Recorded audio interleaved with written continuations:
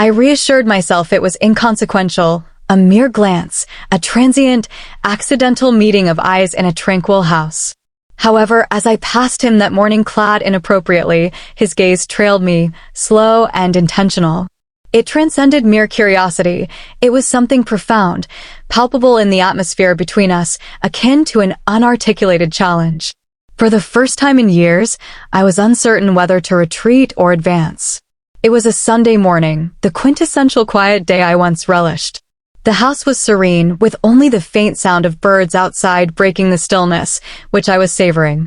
Ethan had been staying with me for a few weeks now, filling the space James had left behind in ways I hadn't expected. I thought it would be temporary just until he figured out his next steps after finishing grad school, but even in such a short time his presence had changed the house, brought life back into it, and I hated to admit brought something else back into me. That morning I hadn't thought much about what I was wearing, a silk robe one James had bought me years ago, the kind that clung to the skin in soft waves. It wasn't revealing, not exactly, but it was more intimate than anything I usually wore around the house. I wasn't expecting to see Ethan at that hour, assuming he'd still be asleep, but as I walked out of my room, cup of tea in hand, there he was standing at the end of the hallway. He was leaning against the wall, barefoot, a mug in one hand. The faint smile on his lips froze the moment I stepped into view. His gaze drifted over me, lingering just a second too long before meeting mine. "Morning," he said, his voice casual, but his eyes gave him away. "Good morning," I replied quickly, clutching the tea like a lifeline, and moving past him I could feel his gaze follow me, heat rising in my cheeks as I escaped into the kitchen. My heart was pounding in a way I couldn't explain, my body hyper-aware of the encounter. It was nothing, I told myself again, just a look. But that look stayed with me all day. Ethan had always been polite, reserved. Even he was nothing like James, who was brash and charming and knew how to command a room. Ethan was quieter, more thoughtful, the kind of person who listened before he spoke. It had taken years for him to warm up to me. When James and I first married, by the time he left for college, we'd settled into a comfortable, if distant, understanding of each other. But the man who returned to my house after James's death wasn't the same boy who'd left. Ethan had grown into himself. He was confident now, more self-assured, and there was something about him that unsettled me in a way I hadn't anticipated. It wasn't just his looks, though. I'd be lying if I said I hadn't noticed his broad shoulders, the sharp line of his jaw, the way his eyes crinkled slightly when he smiled. It was all impossible to ignore, but it was more than that. It was the way he filled the house, his presence quiet but undeniable, the way he made me feel seen in a way I hadn't felt in years. And now, with that lingering look from the hallway replaying in my mind, I felt like something had shifted. I tried to shake it off as the day went on, throwing myself into tasks I didn't really need to do. I cleaned the kitchen twice, reorganized the pantry, even spent an hour in the garden pulling weeds. But no matter how hard I worked, I couldn't stop thinking about Ethan. That evening we sat down for dinner together, something we'd fallen into the habit of doing since he'd moved in. The conversation was light, easy, but I couldn't help noticing the way his eyes lingered on me when I spoke. "You've been busy today," he said, his tone casual as he leaned back in his chair. I shrugged, keeping my gaze fixed on my plate, just trying to stay productive. His lips quirked into a small smile. "You don't always have to keep yourself busy, you know." The comment caught me off guard. I looked up, meeting his gaze across the table. "What do you mean?" "Nothing," he said quickly, but his expression softened. "It's just you deserve to take a break sometimes." The way he said it, so sincere and gentle, left me momentarily speechless. I forced a smile, changing the subject quickly, but his words lingered long after dinner was over. That night, as I lay in bed, I couldn't stop thinking about the way Ethan had looked at me in the hallway that morning, the intensity of his gaze, the way it had made me feel both vulnerable and alive at the same time. It was a feeling I hadn't expected, one I wasn't sure I wanted,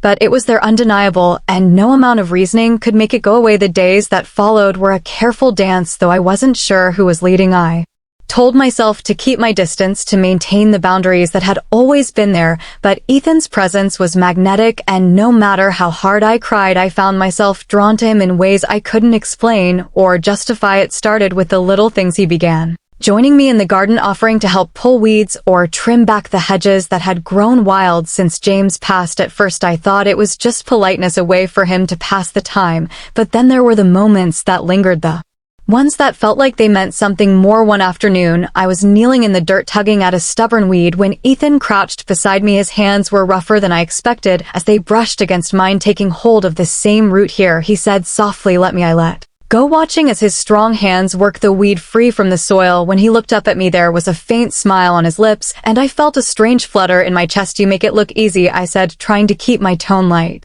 "It's all about the angle," he replied, his smile widening. For a moment we just looked at each other, the sunlight casting golden highlights in his hair. I cleared my throat, breaking the silence. "Thanks," I murmured, turning back to the garden, but I could feel his gaze on me, and it made my hands tremble. That evening after dinner we sat together in the living room. The storm outside had settled into a steady rain, the sound of it tapping against the windows. Ethan reclined on the couch, perusing a book, while I occupied the armchair with a cup of tea.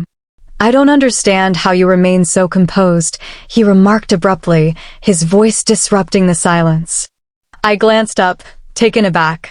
"What do you mean?" He closed the book, his eyes locking onto mine. "This house is so tranquil. Doesn't it ever become suffocating?" I paused, my grip on the mug tightening. "Occasionally," I conceded, "but I have acclimated to it." Ethan nodded, leaning forward slightly. "I don't think I could do it. I need noise, movement, something to occupy my mind." I smiled. "That's why you're always fixing things, isn't it?" He chuckled, followed by a pause laden with unexpressed sentiments. "I didn't mean to bring it up," he said finally, his tone softened. I don't know. I feel like you deserve more than this."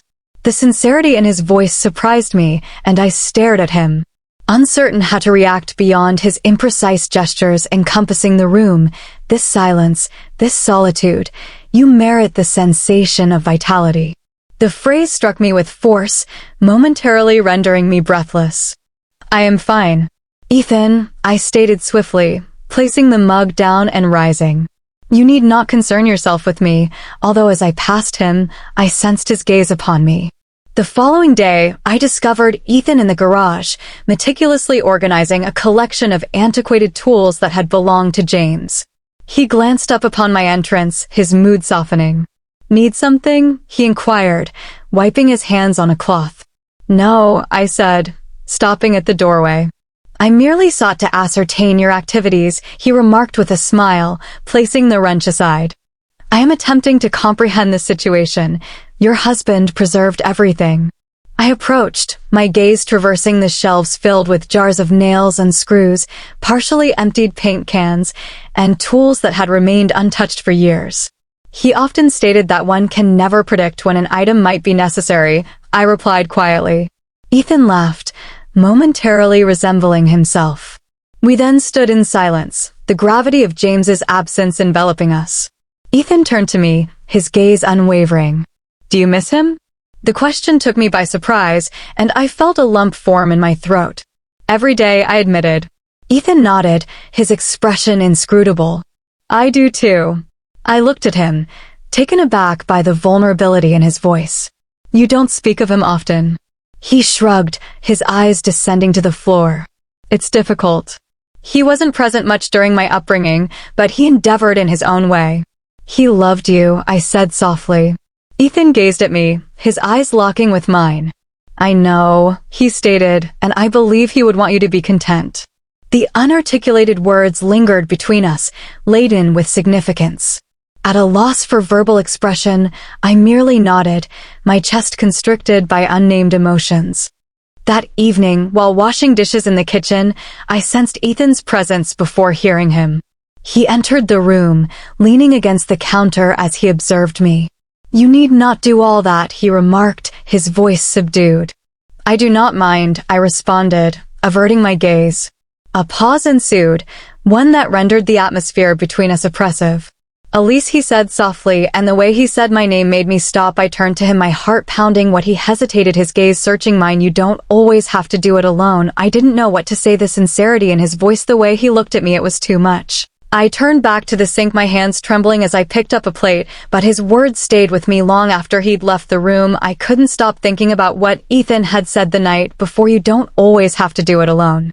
The words had settled into my chest like a weight impossible to ignore. I'd spent so many years convincing myself that I was fine, that I didn't need anyone, but now with Ethan here, that life felt harder to maintain. He was in the house more than usual that week. Working on small projects he'd taken upon himself, fixing a broken cabinet door, organizing the tools in the garage. His presence was steady grounding, and yet it left me feeling honored. One night, as the sun dipped below the horizon and the house fell into its usual stillness, I discovered myself traversing into the living room. Ethan was present, reclined on the couch with his elongated legs extended and a book positioned on his chest. The gentle illumination from the lamp cast shadows across his visage, and for a brief moment, I remained stationary, observing him. "Can't sleep?" he inquired, his voice subdued. I shook my head, advancing further into the room. "Not really." He sat upright, placing the book on the coffee table. "Would you like to sit?" I hesitated momentarily before settling into the armchair opposite him. The silence enveloping us was palpable, the kind that seemed to anticipate a disruption. "I contemplated James today," I remarked, my voice almost above a whisper. Ethan leaned forward, his elbows resting on his knees. "What about him?" "He used to fill this house. It feels so quiet without him." Ethan's gaze was unwavering, his eyes imbued with an indefinable emotion. "It doesn't feel quiet to me," he remarked softly. I regarded him, my breath momentarily stifled. There was an intensity in his tone and a depth in his gaze that rendered the atmosphere between us electric. I attempted to articulate a response, yet the words eluded me. As he traversed the room to kneel before my chair, my heart surged into my throat. His hand sought mine, his touch warm and reassuring. "Elise," he uttered my name as a subdued entreaty on his lips. "Ethan," I whispered, my voice quivering. He gazed at me as if attempting to etch my visage into his memory, his thumb caressing the back of my hand. "Tell me I'm not imagining this," he implored, his voice strained. I was unable to respond, for it was not a fabrication. Neither of us was deluding ourselves. "I am uncertain of what to do," I confessed, my voice faltering. "Neither do I," he replied, "but I cannot cease contemplating you, us." The words elicited a shiver within me, and before I could restrain myself, my free hand instinctively stretched to caress his face. His eyes momentarily fluttered shut, and upon reopening, they brimmed with profound longing, causing my chest to hurt. "Ethan, we cannot," I began, however the words felt insipid as I uttered them. "Why not?" he inquired, his tone subdued yet resolute. "Because it is erroneous, because it is intricate, because it could jeopardize everything." However, none of those justifications sufficed. I felt sufficiently compelled to distance myself the following day. I engaged in various tasks, cleaning rooms that required no attention and reorganizing the pantry for the third time that month. However, despite my efforts, I could not dispel the recollection of his touch or the way he gazed at me as if I were his sole focus. By mid-afternoon, the tension became intolerable. I found myself in the study, rearranging books on the shelves in a futile attempt to occupy my hands. "Do you need assistance with that?" Ethan's voice resonated from the doorway, startling me and causing the book in my grasp to slip to the floor. "No," I replied hastily, bending to retrieve it. "I've got it." He entered the room, his presence saturating the space, rendering it difficult to breathe. "Elise, we must converse. I believe that is an unwise proposition." I turned back to the shelves. "Why not?" he inquired, his tone gentle yet insistent. I hesitated, my hands quivering as I placed the book on the shelf. "Because you're scared," he stated, stepping closer. I turned to confront him, my back against the bookshelf. "Of course I'm scared," I replied, my voice trembling. "The situation is unexpected, yet it has occurred," he stated with a composed demeanor, and feigning ignorance would not resolve it. I began to retort, but the intensity in his gaze silenced me. He advanced, positioning his hands on either side of me, effectively confining me. "Elise," he said quietly, his voice a whisper on my skin. "Just tell me you don't feel the same, and I'll walk away." I was unable to utter the words, as they were not truthful. Instead, I raised my shaking hand to rest against his chest. "I don't. I know what to do," I said, my voice faltering. "You need not do anything," he replied, leaning in until our foreheads touched. "Just let me in," and I acquiesced.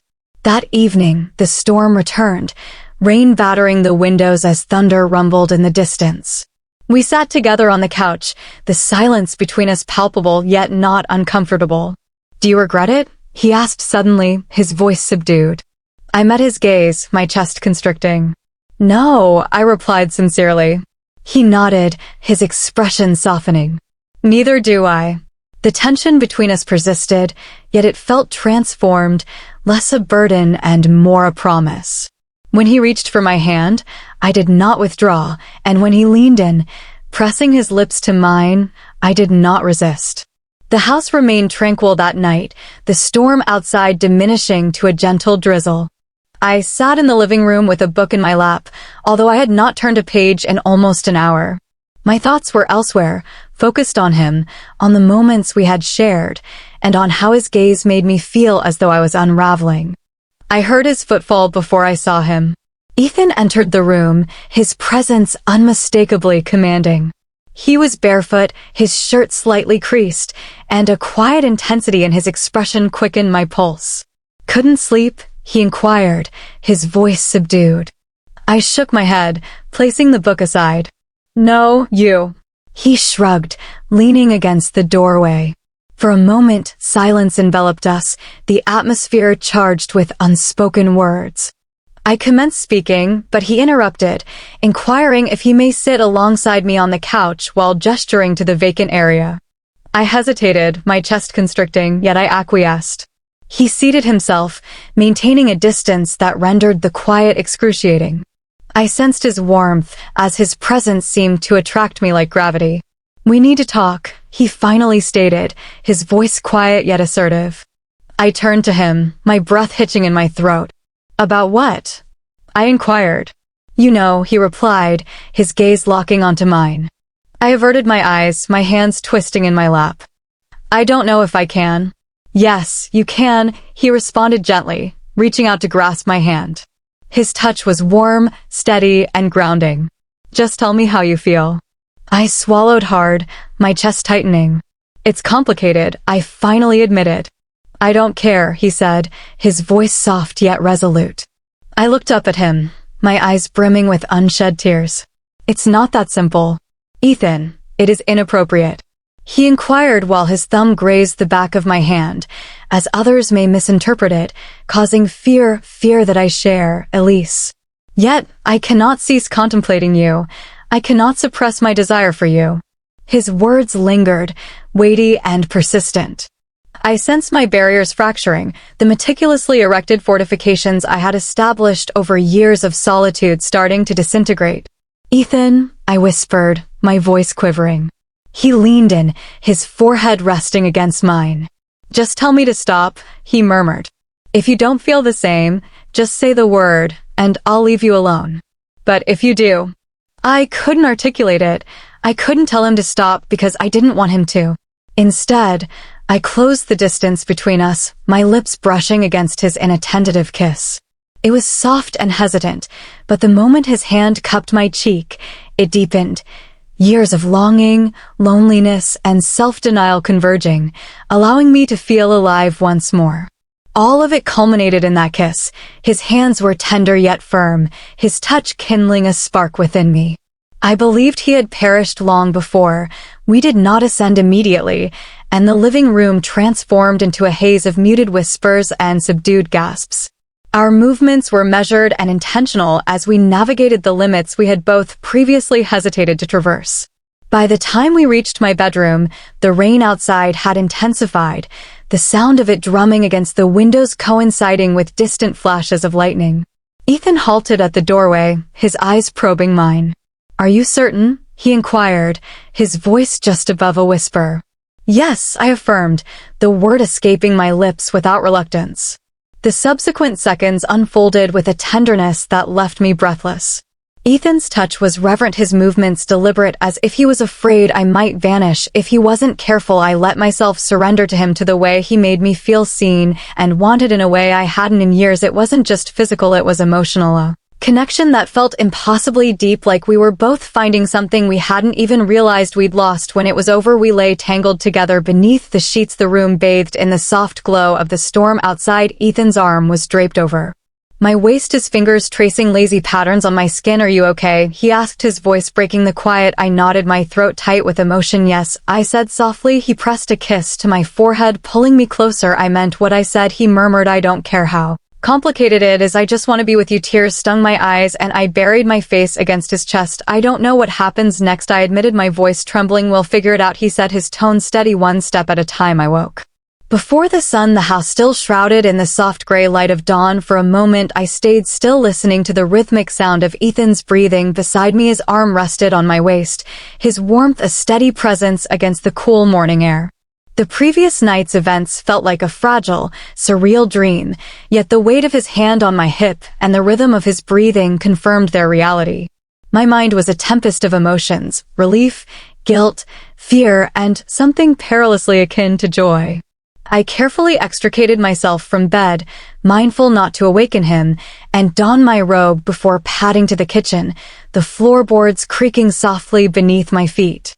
The house felt different this morning, quieter in a manner that was not unsettling, but rather peaceful.